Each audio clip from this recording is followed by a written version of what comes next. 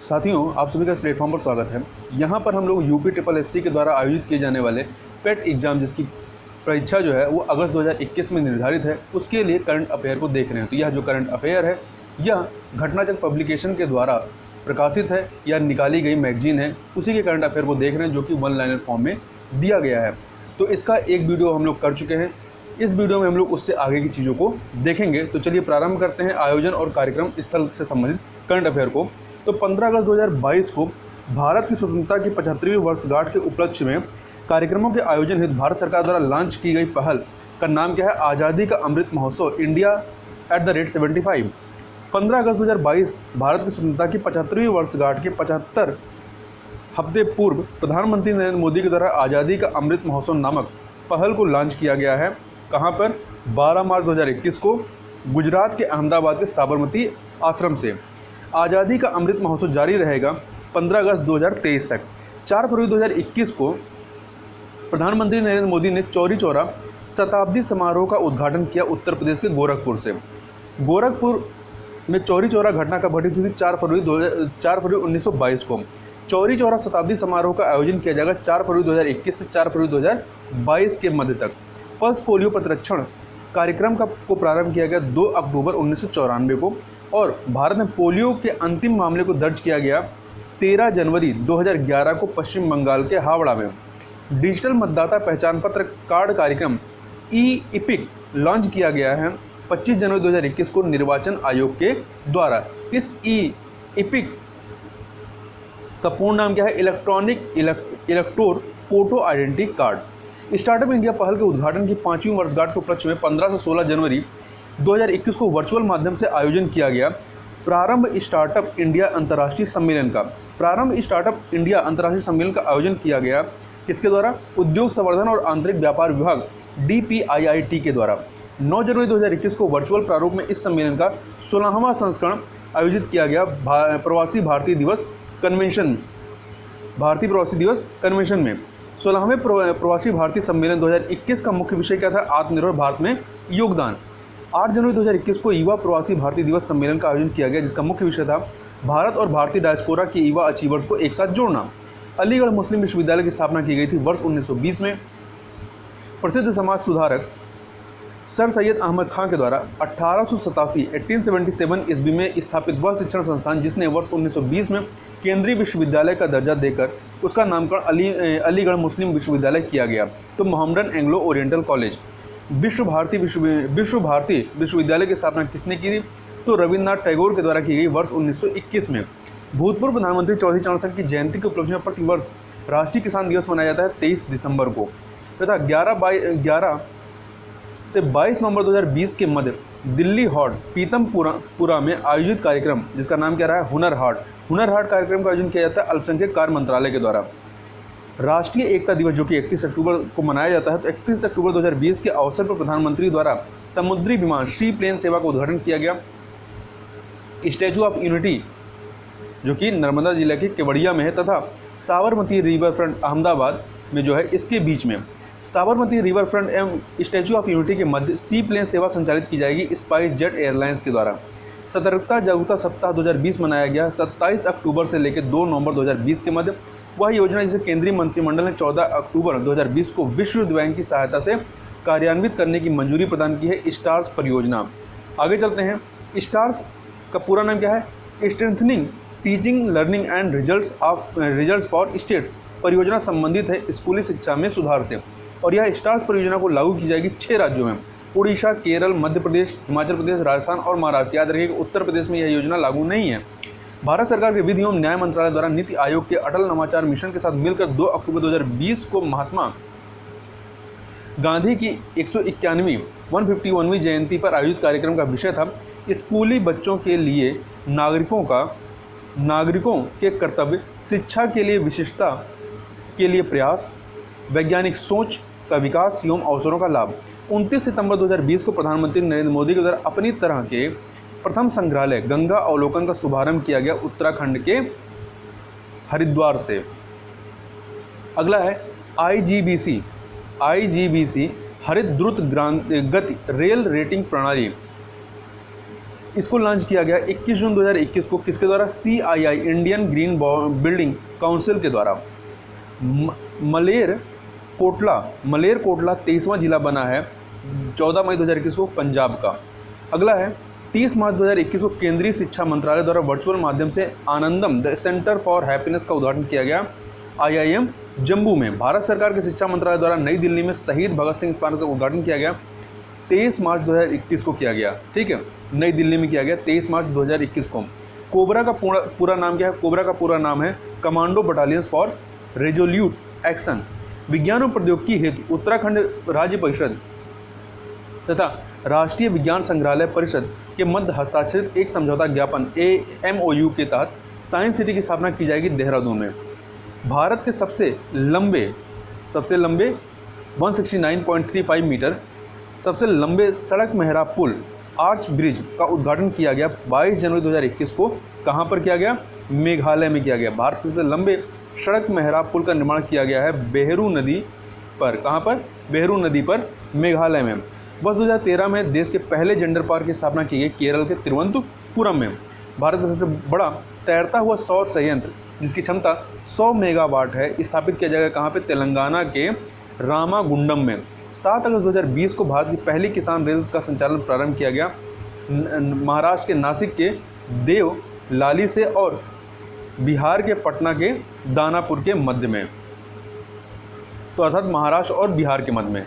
13 अगस्त 2020 को भारतीय रेलवे द्वारा दूसरी किसान विशेष रेलगाड़ी का परिचालन किया गया। कहाँ से कहाँ तक? तो ये बरौनी से टाटानगर के मध्य में। पहली देवाली से दानापुर के मध्य में थी, जो कि ऊपर हम लोग बात की, और दूसरी बरौनी से टाटानगर के मध्य में। वह घाटी जिसके विशाल जंगलों में दिसंबर 2020 में लगी आग ने पर्यावरण को गंभीर नुकसान पहुंचाया है, तो ये है आपका जुको घाटी।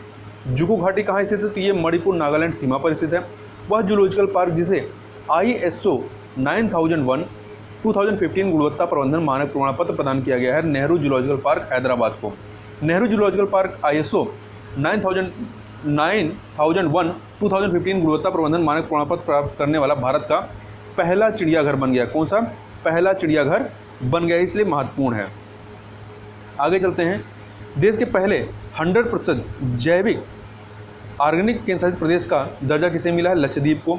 वर्ष 2016 में देश के पहले जैविक राज्य का दर्जा किसे दिया गया था? सिक्किम को, और यह पहला केंद्र शासित प्रदेश है लक्षद्वीप। अक्टूबर 2020 में कीवी के लिए जैविक प्रमाण पत्र प्राप्त करने वाला देश का पहला राज्य कौन सा बना है? अरुणाचल प्रदेश बना है। 9 नवंबर 2020 को आवासन एवं शहरी मामलों के मंत्रालय के द्वारा वेबिनार माध्यम से आयोजित किया गया 13वीं अर्बन मोबिलिटी इंडिया कॉन्फ्रेंस को। 13वीं अर्बन मोबिलिटी इंडिया कॉन्फ्रेंस का मुख्य विषय था शहरी गतिशीलता की उभरती प्रवृत्तियाँ। 29 अक्टूबर 2020 को रेल मंत्रालय के अधीन रेलवे सुरक्षा बल RPF ने महिला यात्रियों के लिए जिस सुरक्षा पहल की शुरुआत की उसका नाम क्या है? मेरी सहेली। 5 अक्टूबर 2020 को भारतीय थल सेना प्रमुख MM नरवणे की म्यांमार यात्रा के दौरान भारत ने म्यांमार को कोरोना वायरस से निपटने के लिए प्रदान किया? रेमडेसिवियर दवा को। 66वां वन्यजीव सप्ताह 2020 मनाया गया 2 से 8 अक्टूबर 2020 के मध्य में। वन्यजीव सप्ताह 2020 की थीम क्या थी? Roar and review exploring human animal relationship. वह केंद्र शासित प्रदेश जहां 2 सितंबर 2020 को जैव विविधता के संरक्षण व विस्तार के लिए जैव विविधता परिषद की स्थापना की गई जम्मू कश्मीर में। हाल ही में राष्ट्रीय हरित अधिकरण NGT ने इस राज्य में आर्द्र भूमियों को संरक्षण प्रदान करने हेतु निर्देशित किया। किस राज्य में? तो राजस्थान में। राजस्थान राज्य की ऐसी 2 आर्द्र भूमियाँ जो रामसर अभिसमय के अंतर्गत आती हैं, केवलादेव राष्ट्रीय उद्यान तथा सांभर झील। प्रधानमंत्री नरेंद्र मोदी के द्वारा अयोध्या में प्रस्तावित राम मंदिर के निर्माण हेतु भूमि पूजन किया गया 5 अगस्त 2020 को। श्री राम जन्मभूमि तीर्थ क्षेत्र न्यास में सदस्यों की संख्या निर्धारित की गई है कितनी? 15 सदस्य, जिसमें एक सदैव दलित समाज से होगा। श्री राम जन्मभूमि तीर्थ क्षेत्र न्यास का अध्यक्ष चुना गया है किसको? महंत नृत्य गोपाल दास को। तथा केंद्र सरकार के द्वारा मंदिर निर्माण समिति का अध्यक्ष बनाया गया है निपेंद्र मिश्र को। यह प्रधानमंत्री के पूर्व प्रधान सचिव थे। देखिए, श्री राम जन्मभूमि तीर्थ क्षेत्र न्यास के अध्यक्ष कौन चुने गए हैं? महंत नृत्य गोपाल दास। जबकि मंदिर निर्माण समिति का अध्यक्ष किसे बनाया गया है? निपेंद्र मिश्र को बनाया गया है। अब यहाँ पर हम लोग कुछ प्रमुख पदाधिकारियों के बारे में देख लेते हैं, उनके नाम। जैसे कि राष्ट्रपति रामनाथ कोविंद हैं, उपराष्ट्रपति M वेंकैया नायडू है, उच्चतम न्यायालय के मुख्य न्यायाधीश न्यायमूर्ति NB रमन है, लोकपाल कौन है? न्यायमूर्ति पिनाकी चंद्र घोष हैं। अटॉर्नी जनरल ऑफ इंडिया कौन है? KK वेणुगोपालन। अभी इनका हाल ही में इनका कार्यकाल बढ़ाया गया। Chief of defence staff general Bipin Rawat हैं।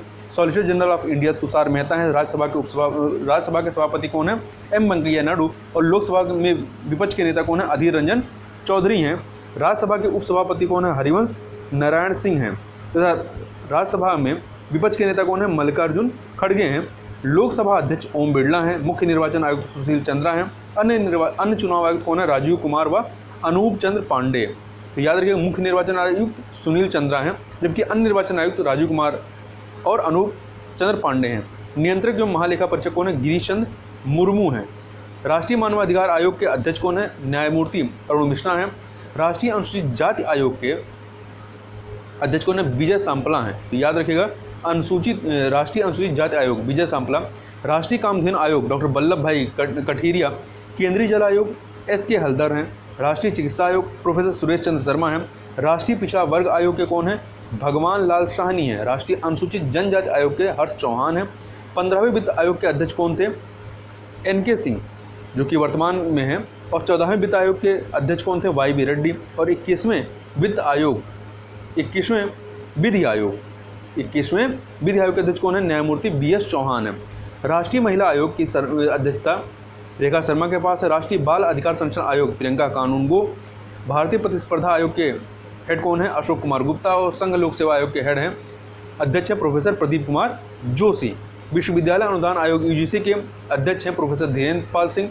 और केंद्रीय सतर्कता आयुक्त हैं संजय कोठारी। और मुख्य सूचना आयुक्त हैं यशवर्धन कुमार सिन्हा। तो केंद्रीय सतर्कता आयुक्त संजय कोठारी हैं और मुख्य सूचना आयुक्त जो हैं वो यशवर्धन कुमार सिन्हा हैं। तीनों सेनाओं के प्रमुखों की बात करें, वायुसेना अध्यक्ष कौन है? Air chief marshal Rakesh Kumar Singh Bhadauria. नौसेना अध्यक्ष हैं एडमिरल करमबीर सिंह। और थल सेना अध्यक्ष हैं जनरल मनोज मुकुंद नरवणे।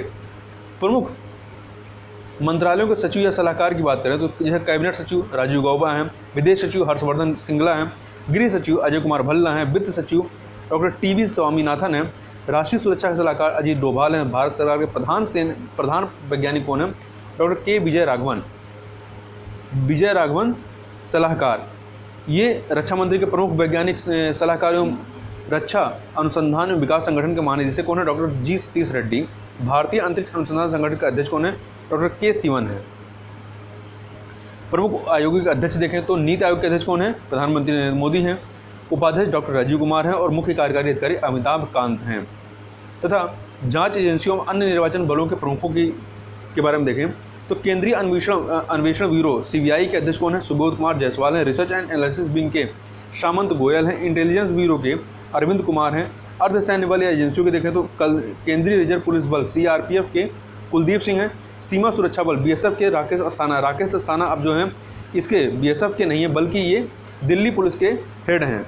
सशस्त्र सीमा बल SSB कुमार राजेश चंद्र हैं। भारत तिब्बत सीमा पुलिस जो हैं ITBP SS देशवाल हैं। राष्ट्रीय सुरक्षा guard NSG MA Ganpat. Railway सुरक्षा बल RPF के अरुण कुमार हैं। राष्ट्रीय आपदा मोचन बल NDRF के SN प्रधान हैं। राष्ट्रीय कैडेट कोर NCC के लेफ्टिनेंट जनरल तरुण कुमार आइच हैं। राष्ट्रीय जांच एजेंसी NIA के कुलदीप सिंह हैं। ये अतिरिक्त प्रभार है। अब भारतीय बोर्ड समिति या प्राधिकरणों का अध्यक्ष देखें तो भारतीय फिल्म एवं टेलीविजन संस्थान FTII के अध्यक्ष कौन है? शेखर कपूर हैं। केंद्रीय फिल्म प्रमाणन बोर्ड CBFC के प्रसून जोशी हैं। केंद्रीय प्रत्यक्ष कर बोर्ड के CBDT के GB मोहपात्रा हैं। अतिरिक्त प्रभार इनको दिया गया है। आगे चलते हैं। रेलवे बोर्ड के अध्यक्ष एवं मुख्य कार्यकारी अधिकारी CEO कौन है? सुनील शर्मा हैं। भारतीय प्रतिभूति एवं विनिमय बोर्ड SEBI के अध्यक्ष अजय त्यागी हैं। केंद्रीय अप्रत्यक्ष कर एवं सीमा शुल्क बोर्ड CBIC के डॉक्टर M अजीत कुमार हैं। तथा भारतीय आयुर्विज्ञान अनुसंधान परिषद ICMR महानिदेशक कौन है? प्रोफेसर बलराम भार्गव हैं। भारतीय विमानपत्तन प्राधिकरण AAI के अध्यक्ष संजीव कुमार हैं। भारतीय राष्ट्रीय राजमार्ग प्राधिकरण NHAI के सुखबीर सिंह संधू हैं। भारतीय दूरसंचार विनियामक प्राधिकरण के डॉक्टर PD बघेला हैं। भारतीय बीमा विनायक और विकास प्राधिकरण अर्थात IRDAI तो सुभाष चंद्र खुतिया हैं। पेंशन निधि विनियामक एवं विकास प्राधिकरण PFRDA के सुप्रतिम बंदोपाध्याय हैं। भारतीय विशिष्ट पहचान प्राधिकरण UIDAI के सौरभ गर्ग हैं। भारत के पंजीयक एवं जनगणना आयुक्त कौन है? डॉक्टर विवेक जोशी हैं। अब थोड़ा सा देख लेते हैं सार्वजनिक क्षेत्र के उपक्रमों के प्रमुख या अध्यक्ष एवं प्रबंध निदेशक या निदेशक। तो भारतीय जीवन बीमा निगम के M.R. कुमार हैं। भारत इलेक्ट्रॉनिक्स लिमिटेड के बेल के M.B. गोवर्मा हैं। हिंदुस्तान पेट्रोलियम कॉर्पोरेशन लिमिटेड के M.K. सुराणा हैं। भारतीय पर्यटन विकास निगम लिमिटेड G. कमल वर्धन राव हैं। भारत संचार निगम लिमिटेड BSNL प्रवीण कुमार पुरवार हैं। हिंदुस्तान एरोनॉटिकल्स लिमिटेड के R. माधवन हैं। एयर इंडिया के राजीव बंसल हैं। भारतीय महारत कंपनियों के प्रमुखों की बात करें तो यहाँ यह भी देखिएगा कि भारतीय महारत कंपनियाँ कौन सी हैं। तो NTPC Gurdeep Singh, Bharat heavy electricals भेल डॉक्टर नलिन सिंघल, तेल एवं प्राकृतिक गैस निगम ONGC Subhash Kumar, steel authority of India limited SAIL Soma Mandal, gas authority of India limited GAIL Manoj Jain, Indian oil corporation limited Shrikant Madhav Vaidya हैं, coal India limited Pramod Agrawal हैं, भारत पेट्रोलियम कॉर्पोरेशन लिमिटेड के अरुण कुमार सिंह हैं। इस प्रकार से कुल 8 महारत्न कंपनियां हैं। अब यहाँ पर हम लोग थोड़ा सा जो प्रमुख सूचकांक हैं जिसमें नंबर 1 पे कौन है और भारत का स्थान उस सूचकांक में क्या है इसको देख लेते हैं। तो वैश्विक शांति सूचकांक 2021 में पहला नंबर है, सबसे शांत जो देश है वो आइसलैंड है और भारत 135वें नंबर पर है। वर्ल्ड गिविंग इंडेक्स 2021 में नंबर 1 पे इंडोनेशिया और भारत 14वें नंबर पे है। IMD विश्व प्रतिस्पर्धात्मकता सूचकांक 2021 स्विट्जरलैंड पहले पे है और भारत 43वें पे है। सतत विकास लक्ष्य सूचकांक 2021 में नंबर 1 पे फिनलैंड है और भारत 120वें नंबर पे है।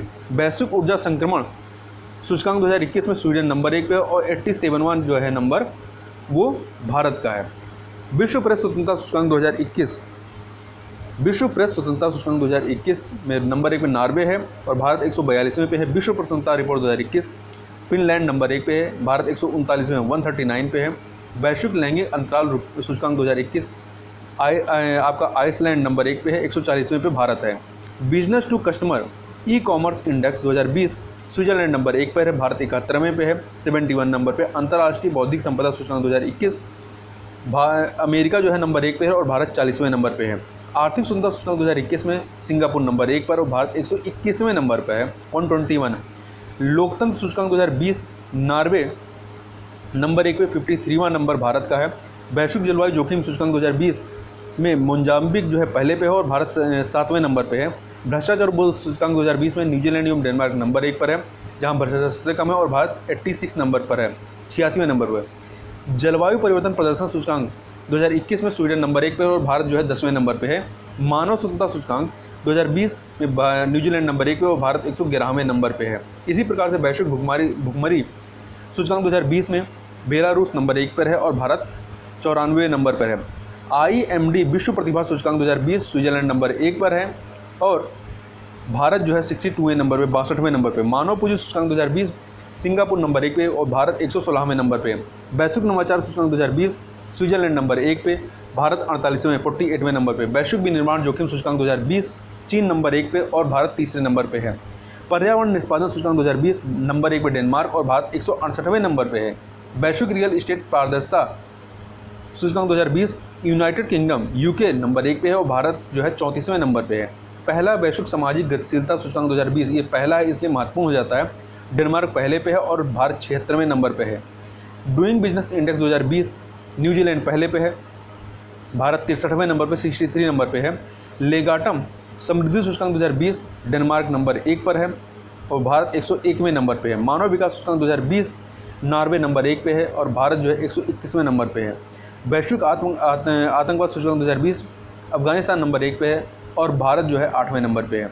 Asia power index 2020 America number 1 पे है और भारत जो है 4थे नंबर पे है। वैश्विक प्रतिस्पर्धा सूचकांक 2020 स्विट्जरलैंड नंबर 1 पे और भारत जो है 7वें नंबर पे यहाँ पर है।